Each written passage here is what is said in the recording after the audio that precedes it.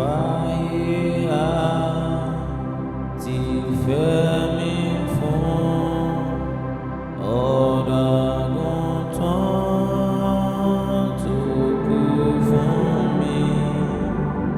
Jẹ́ kí n lè jẹ́ olótìtọ́ Jésù Ọlọ́run mi.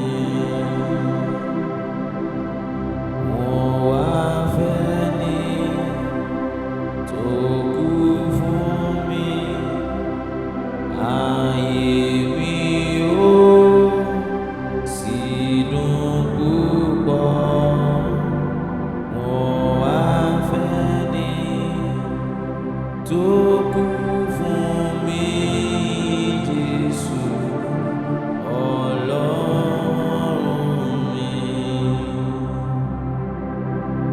Mo gbàgbọ́ pé ìwọ gbà ní torí ìwọ kú, èmi lè là, èmi ó sì gbẹ́kẹ̀lé ọ, Jésù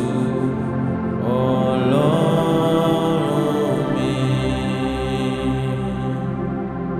Mo wá fẹ́ ni tó kú fún mi.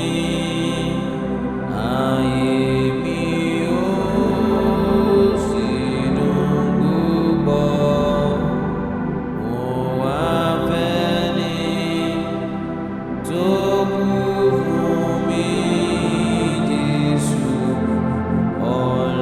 Ọlọ́run mi. Ìwọ tó kú ní Kálvárì.